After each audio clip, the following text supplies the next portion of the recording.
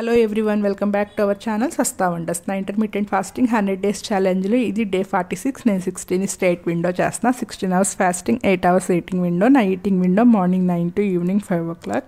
ఈరోజు మార్నింగ్ 9 o'clockకి బ్రేక్ఫాస్ట్లోకి అయితే cabbage basin చీలా తీసుకున్నా. దానికోసం అయితే ఫస్ట్ శనగపిండి ఒక బౌల్లోకి తీసుకుని అందులోకి సన్నగా తరుక్కున్న అల్లము, పచ్చిమిర్చి, ఆనియన్ ముక్కలు వేసుకున్న తర్వాత సన్నగా తరుక్కున్న క్యారెట్ యాడ్ చేసుకున్నాను. క్యారెట్ అనేది మన చాయిస్, కావాలంటే స్కిప్ చేయొచ్చు. ఇంకా సన్నగా తరుక్కున్న క్యాబేజ్ కొంచెం ఎక్కువగానే యాడ్ చేసుకోవాలి. ఇవన్నీ యాడ్ చేసుకున్న తర్వాత వెజ్జెస్, ఇంకా టేస్ట్ సరిపడినంత సాల్ట్, రెడ్ చిల్లీ పౌడర్ అయితే యాడ్ చేసుకోవాలి. మనకు కావాలి అంటే జీలకర్ర కూడా యాడ్ చేసుకోవచ్చు. నేనైతే యాడ్ చేయలేదు. ఇంకా అందులోకి సరిపడినంత వాటర్ పోసుకుని మొత్తం అంతా కూడా మిక్స్ చేసుకోవాలి. దోశ బ్యాటర్ ఎలా ఉంటుందో అలా మిక్స్ చేసుకోవాలి. అది మిక్స్ చేసుకుని పక్కన పెట్టుకున్న తర్వాత స్టవ్ పైన ఒక ప్యాన్ పెట్టుకుని హీట్ అయిన తర్వాత మనం ముందుగానే మిక్స్ చేసుకుని దోశ బ్యాటర్ ఉంది కదా, అదంతా కూడా కొంచెం యాడ్ చేసుకుని దోశలాగా మనం మొత్తం అంతా కూడా స్ప్రెడ్ చేసుకోవాలి. ఈజీగానే స్ప్రెడ్ అవుతుంది. అది స్ప్రెడ్ చేసుకున్న తర్వాత దానికి గీ కానీ ఆయిల్ కానీ వేసుకోవాలి. నేనైతే ఈరోజు ఆయిల్ యూస్ చేశాను. నేనైతే మ్యాక్సిమం ఎప్పుడు కూడా ఇలాంటి రెసిపీస్ గీనే యూస్ చేస్తాను, కానీ ఈరోజు అయితే ఆయిల్ వేసుకున్నాను.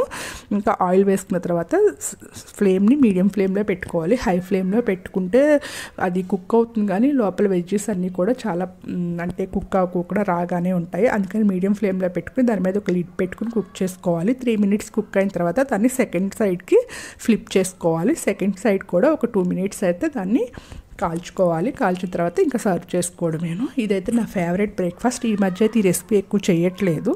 ఈరోజు అయితే నేను ఈ రెసిపీ నా ఫేవరెట్ రెసిపీ అని చెప్పేసి 2 అయితే తీసుకున్నాను. ఇందులోకి మనకు కావాలంటే సైడ్ డిష్గా కొంచెం కర్డ్లో సాల్ట్ ఇంకా జీరా పౌడర్ యాడ్ చేసుకుని అయితే డిప్ చేసుకుని తింటే చాలా బాగుంటుంది. బట్ నేనైతే తీసుకోలేదు, మార్నింగ్ కర్డ్ ఎందుకులే అని చెప్పేసి. ఈరోజు మార్నింగ్ బ్రేక్ఫాస్ట్ అయితే ఇది. ఇంకా ఆఫ్టర్నూన్ లంచ్లోకి అయితే ఈరోజు బ్రౌన్ రైసు, మెంతికూర పప్పు, ఇంకా కొంచెం బెండకాయ ఫ్రై, కొంచెం కర్డ్ అయితే చిన్న బౌల్లోకి తీసుకున్నాను. ఇది నా ఆఫ్టర్నూన్ లంచ్. నాకు బ్రౌన్ రైస్ కూడా అలవాటు పడిపోయాను.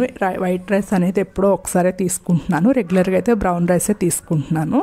ఇంకా ఈవినింగ్ డిన్నర్, నా డిన్నర్ 5 o'clockకి. ఆ టైంలో అయితే ఈరోజు ఓవర్ నైట్ ఓట్స్లో కొన్ని నట్స్, సీడ్స్, ఇంకా ఒక బనానా అయితే మిక్స్ చేసుకుని నా డిన్నర్ అయితే ఫినిష్ చేశాను.